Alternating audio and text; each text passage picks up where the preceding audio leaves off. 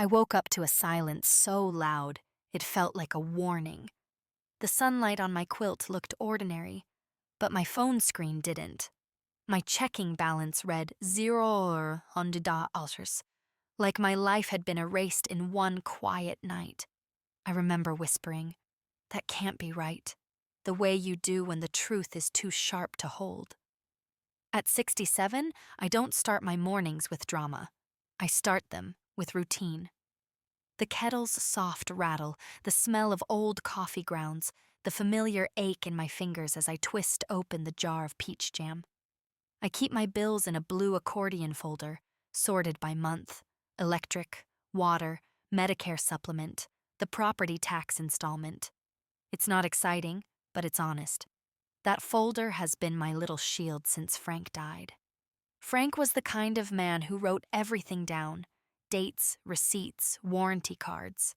He kept a small spiral notebook by the landline and logged every call, who, when, and what it was about. When cancer took him 8 years ago, it didn't just take my husband, it took my witness. After the funeral, after the casseroles stopped arriving, the house got quieter in a way that made me feel like I was shrinking inside it. I learned to do the things he used to handle: online banking, password resets, the customer service calls with hold music that sounded like a lullaby for the impatient.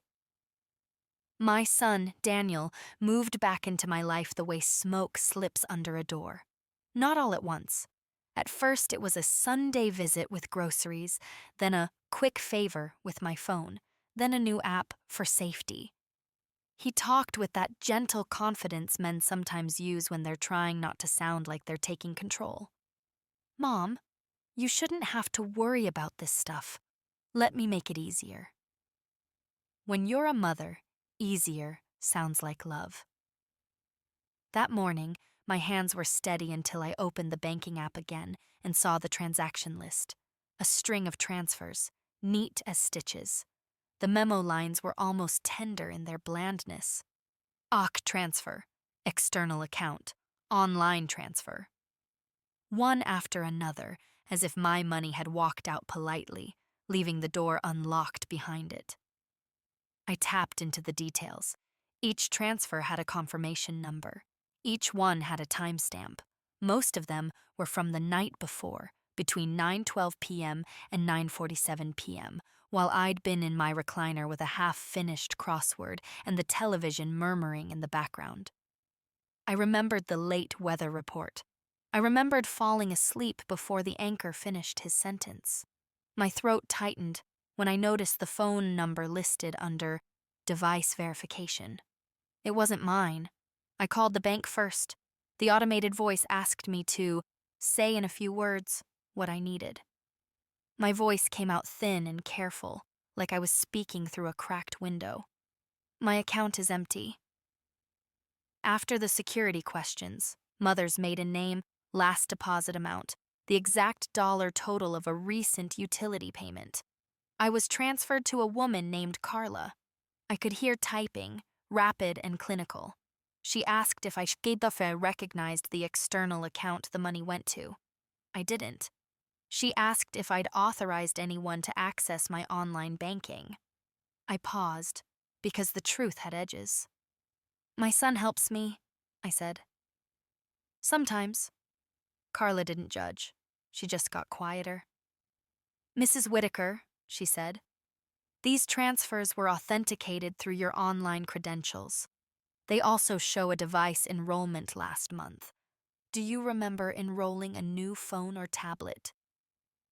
Last month. I pictured Daniel at my kitchen table, his elbows near my sugar bowl, my phone in his hands like it belonged there. He'd asked for my login to set up alerts.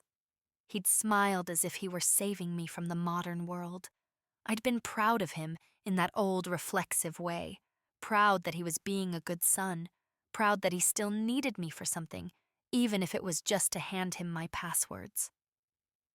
Carla explained the process for disputing transfers. It was legal language softened with empathy, investigation timelines, provisional credits, the importance of filing promptly. She offered to freeze my online access. My pride flared and then crumpled in the same breath. "Freeze it," I said. When I hung up, I sat at the edge of my bed and listened to the house.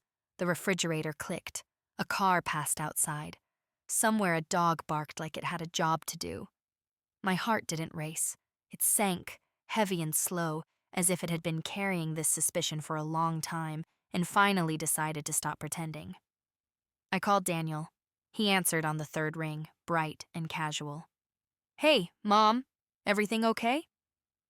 I stared at my quilt, at the faded patchwork Frank's mother had sewn by hand, each square made from a shirt someone once lived in. My voice sounded older than I felt. "My bank account is empty." There was a pause, tiny, but it told the truth before he spoke again. "What do you mean, empty?" "I mean zero. I mean someone transferred everything out last night." He sighed like I was the one being unreasonable. Okay, don't panic. I told you I was going to help you with this." Help. That word. It landed wrong. "What did you do, Daniel?"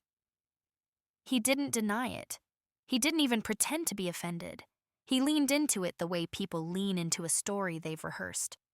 "Mom, you've been stressed about money. You worry all the time, and you're not exactly, tech savvy. I moved it to a safer place." "A safer place," I repeated, tasting the insult hidden under the sweetness. "For your own good," he said, gentle as a pat on the head. "So you won't get scammed, so you won't make mistakes. I set up an account where I can manage it. It's still yours." The room felt suddenly too bright. I could see the dust on my dresser mirror, the faint watermark on the nightstand where I always set my tea. I could see how small my life had become, how easy it was for someone to rearrange it while smiling. "Daniel," I said, "you took my money without asking." "Mom," he said, a little sharper, "it's not like you were using it for anything. You just let it sit there, and honestly, you need help. You're alone. Someone has to make sure you're okay." Alone, as if my solitude was evidence, as if grief had made me unfit to own my own name. My fingers curled around the phone so tightly, my knuckles whitened. I thought about my electric bill due in 6 days. I thought about the pharmacy receipt on my kitchen counter for my blood pressure medication. I thought about the envelope from the county assessor that Frank and I used to open together, grumbling like a matched pair. I forced my voice to stay calm, because calm is the only thing that keeps you from disappearing. "Where did you move it?" He hesitated again, then gave me a bank name I recognized, and a vague answer about a joint setup and better oversight. He spoke quickly, like speed could make it righteous. I let him talk. I listened the way I used to listen when he was a teenager, trying to explain why the dent in the car door wasn't his fault. I listened past the excuses, past the careful words, until I heard what he really meant. He thought I belonged to him. When he finally paused, expecting my gratitude, I said, "I want the account information. Today." "Mom, you don't need to." "I do," I said, and even I was surprised by the firmness. "Bring whatever paperwork you used, any forms, any emails, all of it." He exhaled, irritated. "Fine, I'll come by after work." After we hung up, I didn't cry, not yet. I walked into the kitchen and opened my blue accordion folder. My hands moved on their own, trained by years of keeping a household running even when nobody noticed. I found the latest bank statement Daniel had helped me go paperless on, the one I'd insisted they still mail because I liked to hold proof in my hands. I pulled out the notepad Frank left behind and flipped through the old call logs, the neat handwriting, the dates. It felt like reaching for him in the dark. Then I sat at my kitchen table and wrote down what I knew: the time I woke up, the bank's case number Carla had given me, The transfer confirmation numbers, Daniel's exact words, for your own good, because words are slippery, and I had learned that memory alone isn't enough when someone is trying to rewrite your life. Outside, the morning went on like nothing had happened. A mail truck hummed down the street. Somewhere, a lawn sprinkler clicked on and off, steady as a heartbeat. I made myself a cup of tea I didn't want and watched the steam rise, thin and disappearing. I had spent years being useful and quiet, grateful for scraps of attention, afraid that if I pushed too hard, I'd lose what little family closeness I still had. But as I stared at my empty balance on the screen, a different fear rose up. One I could not soften with excuses. If I let this stand, I would spend the rest of my life asking permission to be myself. Daniel arrived just after 6, when the light in the kitchen turns yellow and forgiving. He carried a thin folder under his arm, the kind you get free at a bank if you open a new account. He kissed my cheek like nothing had happened, like we were still playing the old roles. I noticed his cologne before I noticed his eyes avoiding mine. He spread the papers across my table without asking. Account summaries, a glossy brochure about family financial management, a signature page with my name printed neatly at the bottom. Printed, not signed. I felt something cold settle in my chest. "I needed your social security number," he said, already defensive. "The bank requires it." "Don't worry, I handled it." Handled it. That word again. I picked up the statement and read it slowly, line by line. The balance was there all right, sitting comfortably in a new account under his address. My money had a new home, and I was not invited. I noticed the account type, joint with rights of survivorship. I noticed the mailing preference set to electronic only. I noticed the phone number on file. "Why isn't my number here?" I asked. Daniel shrugged. "You lose your phone all the time." "I don't. I keep it in my purse, left pocket, screen facing in, like Frank taught me." I let that pass and turned to the signature page. "Where did you get this?" He smiled, small and tight. "You signed something similar when I helped you with the utilities. It's basically the same." Basically, that word was doing a lot of work. I slid the page back toward him. "This isn't my signature." He laughed, a quick sound meant to brush it off. "Mom, come on, it's just paperwork." Paperwork is how lives are moved without permission. Frank used to say that if you want to know who has power, look at who holds the paper. I folded my hands and felt the tremor I'd been holding back. "I want my money returned to my account," I said. "Tonight." His face hardened. "That's not how it works. There are procedures." I nodded. "Then we'll follow them." He stood up, pacing, suddenly too big for my small kitchen. He talked about my safety, my memory, the neighbor who got scammed last year. He talked about how hard it was to worry about me. Not once did he talk about asking. When he finally left, the folder was still on my table. He had forgotten it, or maybe he thought I wouldn't read it. I read everything. The fine print, the dates, the email confirmation printed at the back with a timestamp that matched the transfers. It listed an IP address and a device ID. I called the bank again. A different representative this time, then a supervisor. I asked about joint accounts, about consent, about signatures. I asked calmly, the way women my age have learned to ask so we won't be dismissed. They explained the rules. They explained the limits. They explained that if a signature was disputed, there were forms, affidavits, investigations. I wrote it all down. The next morning, I drove to the branch in person. The parking lot smelled like hot asphalt and fresh mulch. Inside, the air was cold and smelled faintly of toner. I sat across from a young manager named Elise, who kept her voice respectful and her eyes sharp. I placed my documents on the desk and slid them forward. "I believe my funds were transferred without my consent," I said. She listened. She didn't interrupt. When I finished, she asked for my ID and compared the signature on my driver's license to the one on the account. Her mouth tightened just a little. "We'll need to escalate this," she said. Escalate. Another word that sounded like movement. Over the next days, I gathered everything: old statements showing consistent balances, utility bills proving my address, phone records showing I never received the verification texts. I requested copies of the security camera footage from the branch where the account was opened. The date and time were printed on the brochure. The clerk remembered Daniel. She did not remember me. At night, alone in my bedroom, I let myself feel the grief I had postponed. Not just for Frank, but for the son I thought I had raised. The house creaked the way it always did, settling into itself.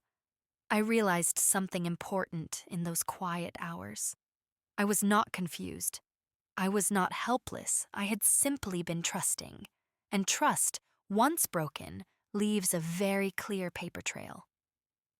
The letter from the bank arrived on a Tuesday, folded too neatly, as if politeness could soften what it contained.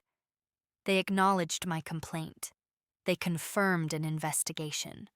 And they reminded me, in careful language, that joint accounts blur lines the law prefers to keep clean. I read it twice, then placed it on the table beside Frank's old notebook and felt something inside me steady instead of break. That afternoon, Daniel called as if nothing had changed. His voice was cheerful, almost proud. "I talked to my guy at the bank," he said. "This will all calm down once you stop pushing. You're making this harder than it needs to be." I watched a sparrow hop along the windowsill while he spoke, tapping the glass with its beak like it was asking to be let in.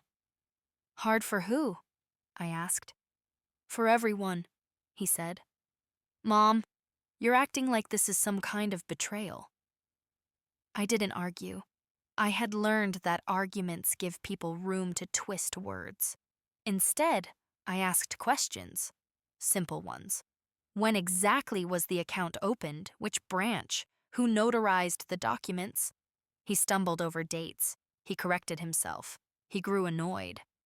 "Why are you interrogating me?" he snapped. "I'm trying to understand," I said, and meant it. Understanding had become my quiet shield. That evening, I logged into my email, the one Daniel thought I never used anymore, and searched for messages from the bank. There were none. No welcome email, no disclosure forms, no alerts. I printed screenshots showing the absence, because absence can be evidence too. The next day, I visited a legal aid office recommended by a woman at church. The waiting room smelled like old carpet and burnt coffee. I filled out forms slowly, carefully, my handwriting steady. The attorney assigned to me was named Marjorie. She was in her 50s, with silver hair pulled back and eyes that missed nothing. She listened without interrupting. When I finished, she leaned back and said, "This isn't uncommon, especially with older parents and adult children." "Is it legal?" I asked. She tilted her head. "That depends on consent and proof." I handed her my folder. Statements, phone records, the bank's letter, the brochure with the timestamp. She flipped through it all, nodding now and then. "You've done good work," she said. The praise surprised me more than it should have. She explained options, formal complaints, affidavits of forgery, requests for transactional logs. None of it sounded fast, but it sounded solid. I signed a release allowing her to request records on my behalf. My signature felt like reclaiming a small piece of myself. On my way home, I stopped at the pharmacy. I paid cash for my prescription, wincing at the total. The receipt felt heavier than usual in my hand. I tucked it into my purse anyway. Proof of impact, proof that this wasn't theoretical. Daniel showed up unannounced that weekend. He stood in my doorway like he still belonged there by default. "I don't like lawyers involved," he said, not greeting me. "It makes things messy." "Things are already messy," I replied. I noticed how he glanced around, as if checking whether anything else was slipping from his control. He lowered his voice. "People are going to think you're not well." That one landed. It was the quiet threat beneath everything. I met his eyes. "I am well enough to know when something is wrong," he scoffed. "You're blowing this out of proportion." "Am I?" I asked softly. "Have you ever felt something like this? That moment when you realize the person explaining things to you is also the one deciding them?" He didn't answer. He left angry, slamming the door hard enough to rattle the picture frames. I waited until his car pulled away before I sat down. My hands shook then, finally, and I let them. The following week brought motion. The bank requested sworn statements. Marjorie filed a formal dispute, alleging unauthorized transfers, and questioned the validity of the joint account setup. The branch provided security footage. I watched it on a small screen in a back office, grainy and silent. Daniel stood at the counter alone, smiling at the clerk, signing papers I had never seen. The timestamp blinked in the corner like an unblinking eye. The clerk testified, calmly, that she had assumed he was acting with my permission. Assumptions are powerful things. I kept gathering. I requested my credit report. Clean, no new loans, thank God. I checked my property deed, still solely in my name. Each confirmation felt like a small victory, a brick laid in a wall I hadn't known I was building. At night, I slept better than I had in months, not because things were resolved, but because I was no longer pretending. There is a strange peace in facing what hurts you directly. One evening, as I filed another document into my folder, I paused and asked myself a question I had avoided for too long. Did you ever realize too late that you were being used? The answer hurt, but it also clarified everything that came after. The bank moved slowly, but it did move. That mattered. Each week brought a new envelope heavier than the last, full of words like review, verification, compliance. I read them at my kitchen table with a pencil in my hand, circling dates, underlining phrases. I had stopped feeling embarrassed about needing to understand. Understanding had become my daily work. Daniel stopped calling. At first, the silence stung. I kept expecting his name to light up my phone the way it used to. Then I realized the quiet was a kind of relief. Without his voice filling the space, I could hear my own thoughts again. They were calmer than I remembered. Marjorie called one afternoon while I was folding laundry. The hum of the dryer filled the pauses between her sentences. The bank had produced internal logs, login histories, device fingerprints. They showed repeated access from the same phone, the same IP address, always late at night. Never from my home, never from my device. She said it carefully, professionally, but I could hear the satisfaction underneath. "This strengthens your position," she said. After we hung up, I stood there holding a warm towel and felt something close to gratitude for the ordinary life I still had. Clean clothes, a working dryer, a house that was still mine. The bank requested an in-person meeting with all parties. Daniel agreed immediately, confident as ever. The date was set for a Thursday morning. I chose my clothes the night before like I was preparing for church on Easter Sunday. Nothing fancy, just clean lines and soft colors. Clothes that said I was present and paying attention. The branch conference room was small and windowless. The table was too shiny, reflecting our faces back at us in distorted shapes. A compliance officer sat at the head, a woman with a tight bun and a voice that did not bend easily. Elise, the manager I'd met before, sat beside her. Daniel arrived late, apologizing to no one in particular. He spoke first. He talked about concern, about responsibility, about how hard it was watching his mother age alone. He said age like it explained everything. I listened without interrupting, my hands folded in my lap. When it was my turn, I didn't raise my voice. I didn't accuse. I described facts, dates, times, documents. I handed over copies of phone records showing no verification messages. I referenced the footage. I explained my routines, my habits, the care I took with my finances long before anyone decided I needed help. The compliance officer asked questions, specific ones. Daniel's answers grew shorter. His foot tapped under the table, fast and nervous. At one point, she turned to him and said, "You understand that acting without explicit consent exposes the institution and yourself to liability." He looked at me then, really looked as if seeing me clearly for the first time in months. Not as a problem to manage, but as a person who could cause consequences. The meeting ended without a decision, but the air had shifted. Outside, the sun was sharp and bright.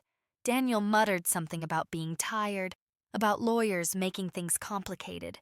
I wished him well and drove home alone. That afternoon, I changed my passwords. All of them. Email, banking, utilities. I requested paper statements again, unapologetically. I installed a small safe in my bedroom closet for important documents. The man from the hardware store carried it in and bolted it to the floor, humming to himself. The sound of the drill was loud and final. Neighbors began to notice me more. Mrs. Alvarez from across the street waved me over one morning to ask about my roses. We talked about pruning, about the weather, about nothing important at all. It felt important anyway. A week later, the bank issued provisional credit for part of the funds. Not all. Yet. The number on my screen wasn't what it used to be, but it wasn't zero either. I stared at it for a long time, then paid my bills in full. The confirmations chimed softly, one after another, like small promises being kept. Daniel sent a text, short, careful. He said he felt attacked. He said he was hurt. I read it once and didn't respond. Not responding felt like a boundary I had earned. At night, I slept with my window cracked open, letting in the sound of crickets and distant traffic. The world went on, and for the first time since Frank died, I felt like it was moving with me instead of past me. The provisional credit changed something in me, even before it changed my balance. It wasn't the amount. It was the acknowledgement, a quiet admission that I wasn't imagining things, that what I felt in my bones had a name in the system. Unauthorized, improper, under review. I went back to my routines, but they felt different now, stronger. I woke early, made oatmeal instead of toast, walked 2 extra blocks after picking up the newspaper. At the kitchen table, I balanced my checkbook the way I always had, pencil tapping lightly between numbers. The figures made sense again. That mattered more than I expected. Marjorie called mid-week with updates. The bank had widened the investigation window. They were requesting records from the second institution where Daniel had parked my money. That meant formal letters, compliance timelines, and more waiting. I thanked her and wrote the date and time of the call in Frank's notebook. Old habits don't die when they're useful. Daniel didn't come by anymore. Instead, mutual acquaintances did, awkwardly. A cousin asked if everything was okay. A neighbor mentioned seeing him upset at the grocery store. I nodded and kept my answers simple. There was dignity in not oversharing. There was safety in it, too. One afternoon, a letter arrived from the second bank.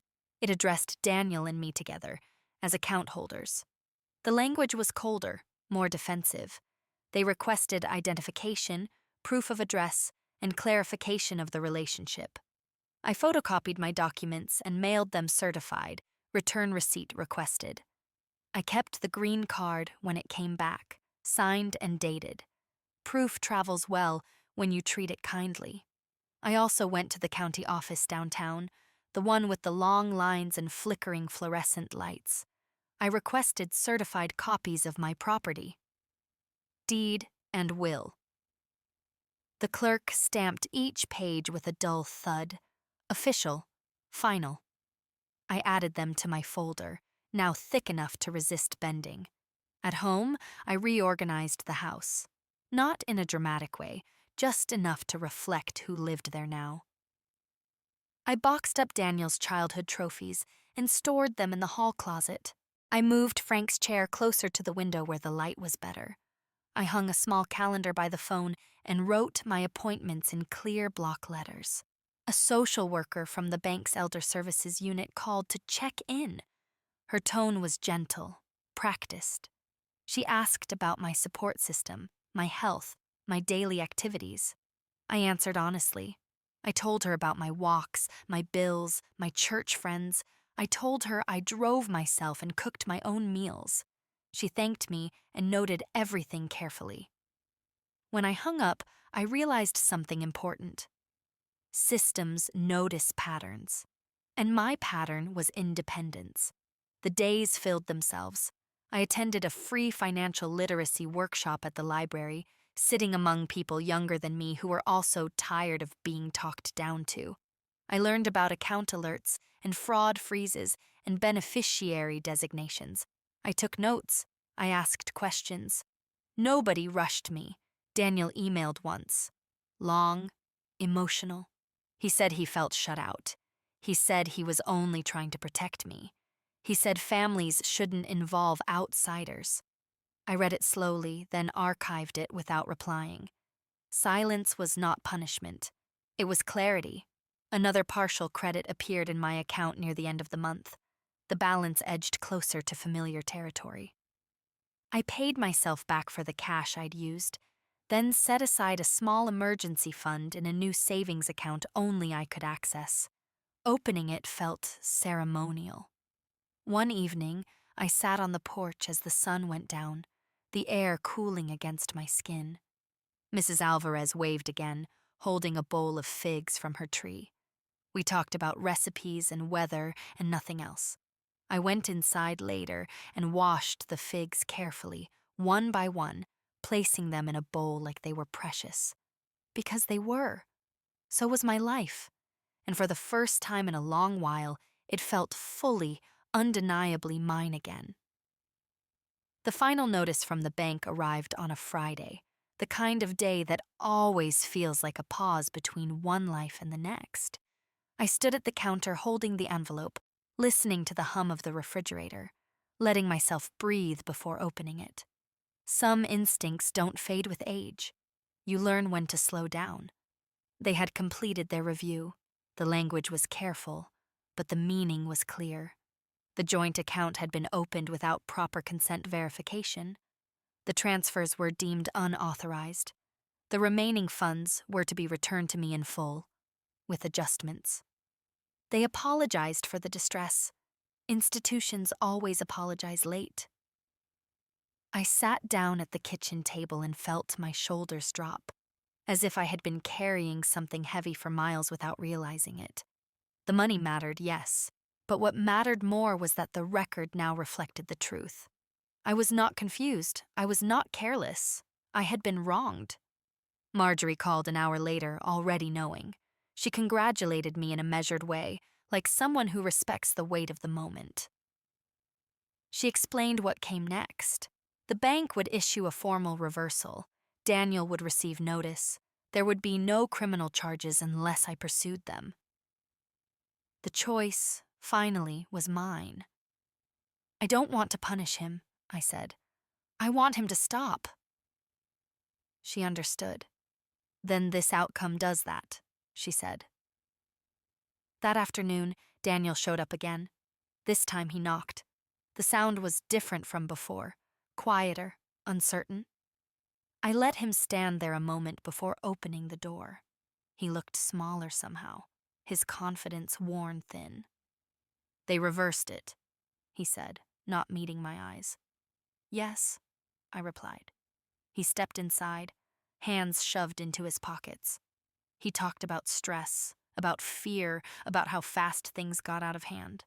He said he never meant to hurt me. I listened, but I no longer searched his words for comfort. When he finished, I said, "You decided for me. You used my trust as permission." He tried to interrupt. I raised my hand gently. "I'm not asking for apologies," I said.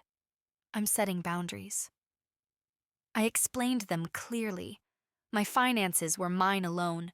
Access required my written consent and my presence. Any future help would be limited and documented. If those conditions weren't respected, there would be distance. Not anger. Distance. He stared at the floor. He nodded once. I don't know if he understood, but understanding was no longer my responsibility. After he left, I locked the door and leaned against it, feeling the solidness of it at my back. I wasn't shaking. That surprised me. I felt steady, like a house after repairs. In the weeks that followed, I reclaimed more than my accounts. I updated my will with a new attorney. I named an independent executor. I filed a fraud alert with the credit bureaus. I set up alerts that chimed softly on my phone whenever anything changed. Each small action stitched something back together inside me. I joined a walking group at the community center. We moved slowly, talking about our knees and our grandchildren and the books we never finished. Nobody rushed anyone else. On Thursdays, we stopped for coffee afterward, and I learned everyone's order by heart. One evening, as I organized my files into the safe, I found Frank's old notebook again. I flipped to the last page he had written on. It was a grocery list: milk, bread, apples, ordinary things, proof of a life grounded in care. I closed the notebook and sat quietly, thinking about how easily care can turn into control if you don't watch it closely. About how love doesn't give you the right to erase someone else's voice. Have you ever felt that shift? When fear disguises itself as concern, and you don't see it until it's already taken something from you? I turned off the light and went to bed, knowing that whatever came next, I would meet it awake. Life did not suddenly become dramatic after that. It softened. The sharp edges dulled, replaced by days that knew their own rhythm again. I woke without the weight in my chest, made coffee without checking my balance first, let the radio play instead of filling the silence with worry. Daniel kept his distance. When we spoke, it was polite and careful, like learning a new language neither of us was fluent in yet. He asked before coming over. He did not mention money. I did not offer reassurance. We were rebuilding something smaller, and I was in no hurry. I focused on my days. On Tuesdays, I volunteered at the library, shelving books with cracked spines and familiar titles. The smell of paper and dust felt comforting, like time moving slowly on purpose. On Wednesdays, I walked with the group, my steps steady, my breath even. We talked about weather and aches and the small joys of being left alone. I began cooking again in a way I hadn't since Frank died. Real meals, not just what was easy: soup that simmered all afternoon, bread that needed kneading. I wrote grocery lists in block letters and stuck them to the fridge with a magnet shaped like a sunflower. Each finished dish felt like proof that I still knew how to care for myself. The bank sent a final statement, showing everything settled, 0 disputes, closed cases. I filed it in the safe and felt the click of the lock echo inside me. Finality has a sound if you listen for it. I also started saying no more often, no to favors that made me uneasy, no to explanations I didn't owe. The word felt awkward at first, like wearing new shoes. Then it felt necessary. One afternoon, Daniel stopped by with a bag of oranges from the farmer's market. He stood in the doorway again, but this time he waited to be invited in. We sat at the table and peeled the oranges, the citrus scent filling the room. He talked about work, about stress, about feeling like he had to be the responsible one all the time. I listened. When he finished, I said, "Responsibility doesn't mean control." He nodded slowly. I know. Whether he truly did or not was something only time would answer. I spent more time with Mrs. Alvarez. We shared tea on her porch, traded stories about our husbands, our children, our mistakes. She told me about a time she had to draw a hard line with her own daughter. It hurt, she said, but it saved us both. That stayed with me. At night, I slept deeply. The house sounded friendly again, not like something I had to defend. I stopped jumping at small noises. I stopped bracing for the next problem. One evening, as I balanced my accounts for the month, I realized something quietly astonishing. I was no longer afraid of being alone. The fear had been replaced by competence, by proof. I thought about all the years I had confused being needed with being loved. How easy it is, especially for women my age, to accept invisibility as the price of peace. I saw now how much strength there is in being seen by yourself first. I closed my ledger and looked around the room. The framed photo of Frank smiling at the beach, the plant on the windowsill reaching toward the light, the chair pulled close to the lamp for reading. This was not a life rescued. It was a life reclaimed. And it felt finally like enough. The real turning point of my new life didn't arrive with drama or raised voices. It came quietly, disguised as normalcy, which is how most lines get crossed. It was a gray Monday morning, the kind where the sky can't decide what it wants to be, and the house feels colder even with the heat on. I was sitting at the kitchen table, sorting mail, when my phone rang. Daniel's name appeared on the screen, steady and familiar, and for a moment, my thumb hovered over the answer button. That pause mattered. Months earlier, I would have answered immediately, heart already leaning forward, ready to fix whatever problem waited on the other end. Now I took a breath first. I asked myself whether I wanted this conversation or was simply used to accepting it. I answered. His voice sounded tired. Not frantic, not angry, just worn down, like someone who had been carrying too many explanations for too long. We talked about small things at first, the weather, his job, traffic. It was careful, almost polite, like two people learning how to speak again after saying too much for too long. Then he cleared his throat. "Mom, I need a small favor." The word small landed heavily. I felt it settle in my chest, not as fear, but as recognition. I didn't interrupt him. I let him continue. He said he needed proof of address for a work-related issue, just a copy of a utility bill. "Nothing financial," he added quickly, as if anticipating my hesitation. "Just paperwork." Paperwork. That word carried a long shadow now. I glanced toward my bedroom, where the safe sat bolted into the floor. I thought of Marjorie's measured voice, of compliance officers and transaction logs, of how quietly a life can be redirected with the right form and the wrong intention. "I'm not comfortable with that," I said. The silence on the line stretched longer than usual. I could almost hear him recalibrating. "It's just a bill," he said. "I'm not asking for access. I just need a copy." "I understand," I replied, and the answer is still no. This time the silence felt different, not tense, not explosive, just present. Finally, he said, "Okay." We said goodbye without warmth or hostility. When the call ended, I sat there waiting for the familiar wave of guilt, the tightness in my stomach that used to follow every boundary. It didn't come. What came instead was something quieter and sturdier. Relief. Later that week, a notice arrived from the county, a community forum on elder financial protection hosted at Town Hall, police, banking representatives, social services.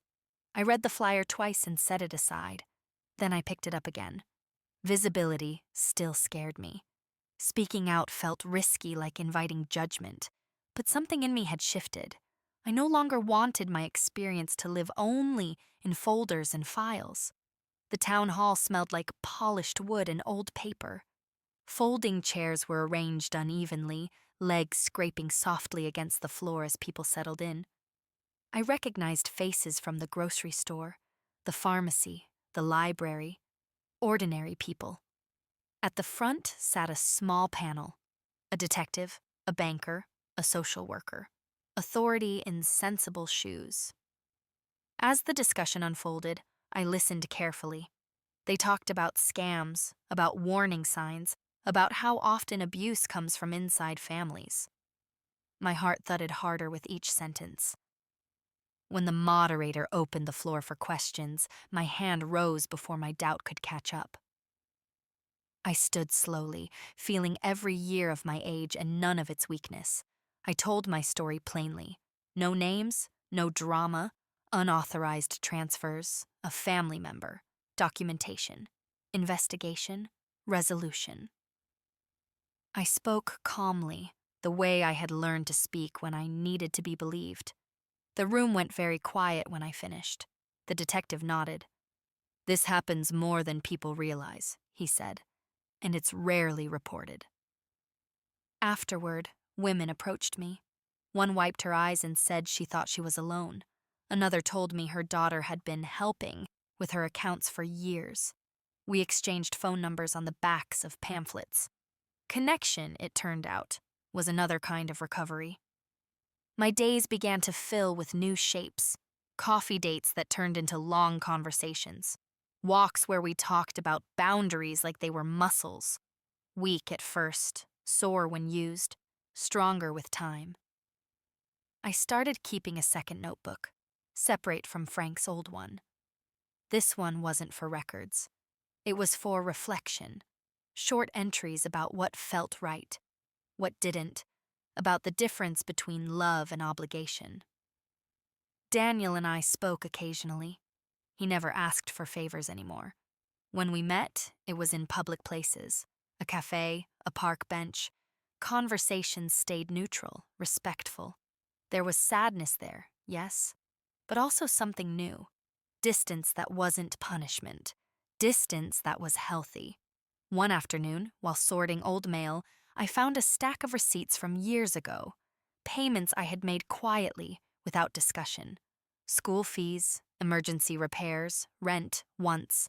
I sat on the floor and let myself see the pattern clearly for the first time. Love had never required my disappearance. I had volunteered it, believing that was what good mothers did. That night, I dreamed of Frank. He was sitting at the kitchen table, writing in his notebook the way he used to, explaining nothing, trusting me to understand. When I woke, the feeling stayed with me all day. I began giving away things: clothes I no longer wore, dishes chipped from years of use. Clearing physical space did something unexpected. It cleared mental space too. I moved more freely through my house, no longer stepping around memories like fragile objects. At the community center, I started helping with paperwork clinics. Just sitting with people, explaining forms, translating language that felt designed to intimidate. Watching relief settle over someone's face when confusion turned into clarity was deeply satisfying. Not revenge, restoration. One evening, as I locked my files and turned off the lights, I realized something that surprised me. My story no longer belonged to Daniel. It belonged to me, and by telling it carefully, truthfully, I had reclaimed more than money. I had reclaimed authorship. I walked home under the streetlights, my shadow long and steady on the pavement. It didn't frighten me anymore. It followed at my pace, carrying nothing I hadn't chosen to carry myself. The months that followed settled into something resembling peace. But peace, I learned, is not the absence of tension. It is the presence of clarity. And clarity invites tests. It began with a letter from Daniel's employer, forwarded to me by mistake. A thin envelope, my address typed cleanly on the front, his name printed just below mine. I knew before opening it that it wasn't meant for me. Still, my hands did not shake as they once might have. I opened it slowly, seated at my kitchen table, the afternoon light slanting across the wood. It was a verification request, routine, formal, impersonal. They were conducting an internal review related to employee conduct, and required confirmation of certain personal references Daniel had listed. My name was one of them. I read it twice, then set it down. The refrigerator clicked on and off. A car passed outside. Life, steady and indifferent. I wasn't angry. I wasn't afraid. I was careful. I called Marjorie before I did anything else. She listened, then asked me to read the letter aloud. When I finished, she was quiet for a moment. "You are not obligated to respond," she said. "And if you do, you must be factual, nothing more." Factual had become my native language. I waited a day before replying, not out of hesitation, but intention. Then I drafted a short letter. I confirmed my identity. I confirmed my relationship. I stated plainly that I could not provide a positive or negative reference regarding Daniel's financial judgment due to a documented dispute that had been resolved through institutional review. I attached copies of the bank's final determination letter. No commentary, no emotion, just records. I mailed it certified. I kept the receipt. Daniel called 3 days later. His voice was strained, tight around the edges. "Did you respond to my job?" "Yes," I said. There was a pause. "What did you say?" "The truth," I replied. He exhaled sharply. "You didn't have to do that." "I did," I said. "They asked. I answered honestly." "You could have just said nothing." "I could have," I agreed.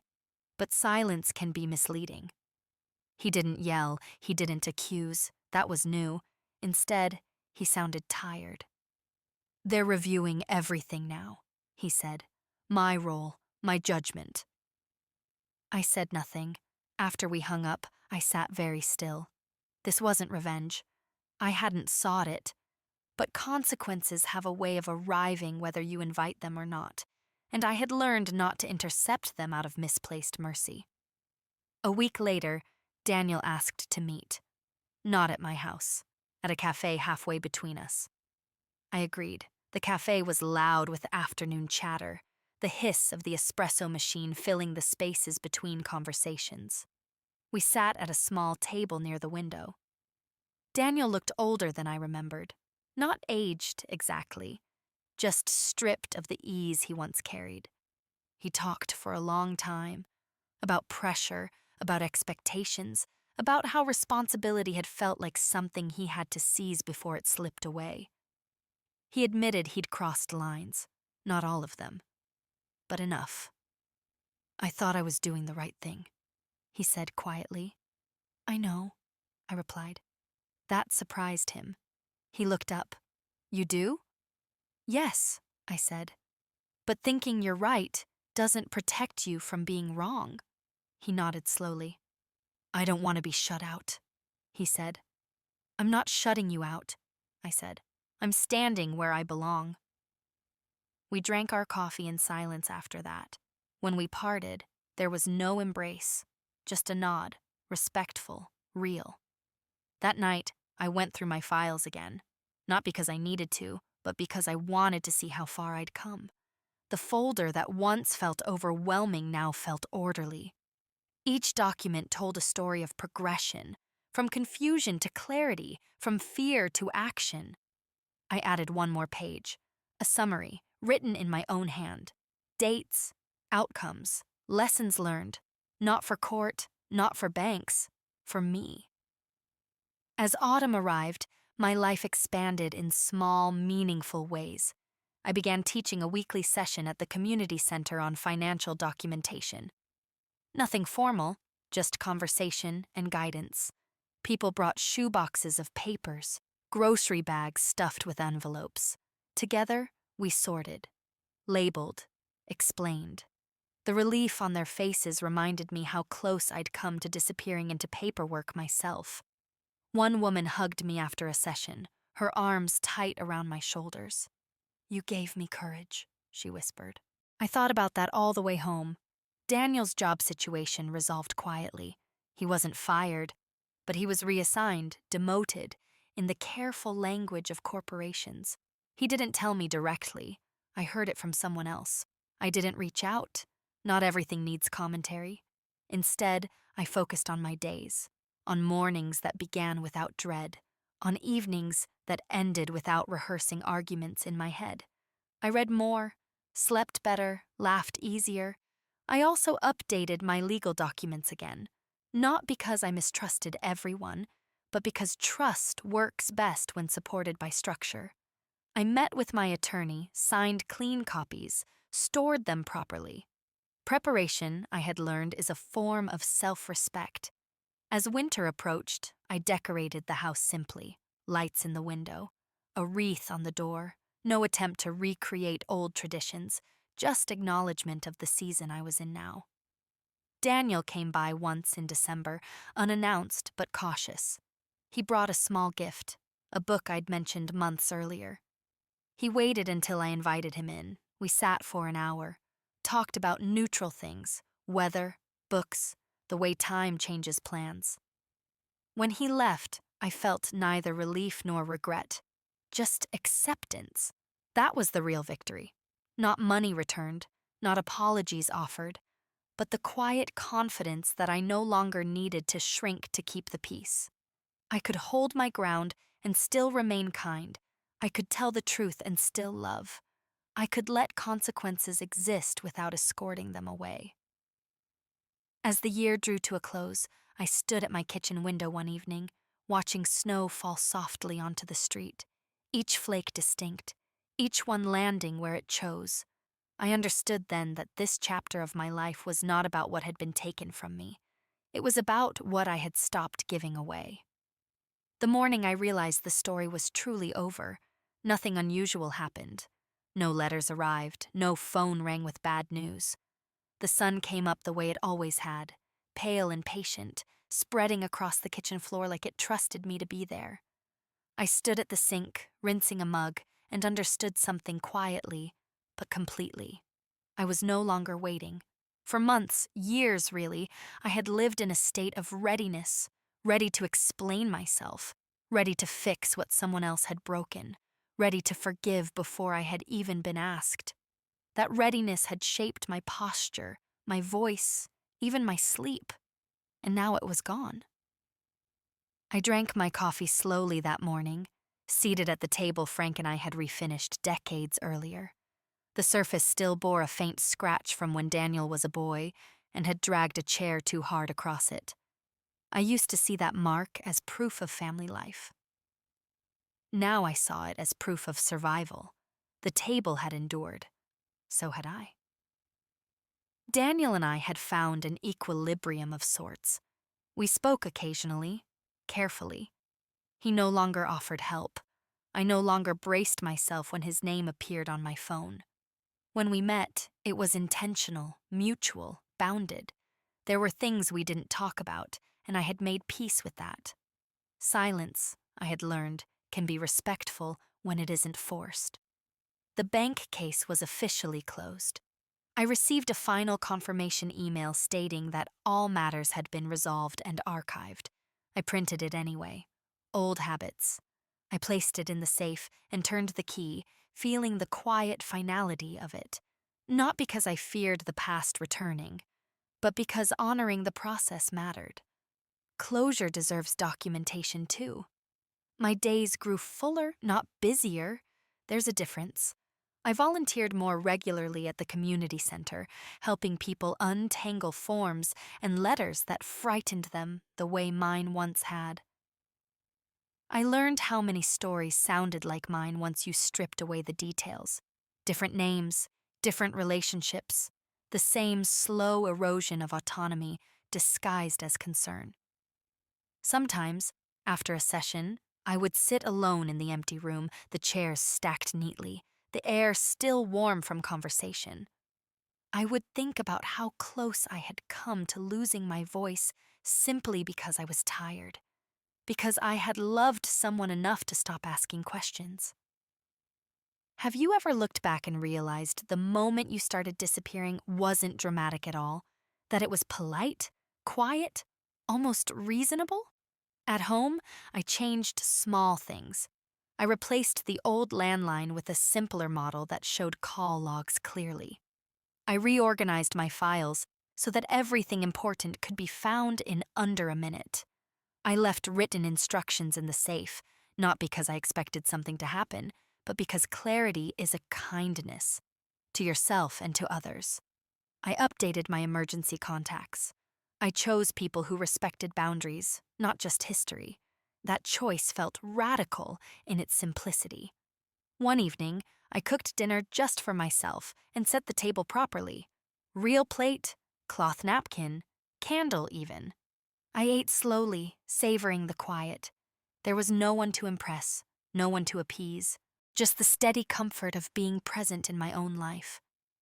I thought of Frank often, but without the ache that used to accompany his memory. I imagined what he would have said about all this. He was a practical man. He believed in preparation, in fairness, in not confusing love with obligation. I think he would have been proud, not because I fought, but because I stood. Daniel called near the end of winter. He told me he was in therapy. He didn't frame it as an apology or a revelation, just a fact. I thanked him for telling me. That was enough. We talked for a while about neutral things, books, a documentary he'd watched, the weather turning warmer. When we said goodbye, I felt something gentle settle into place.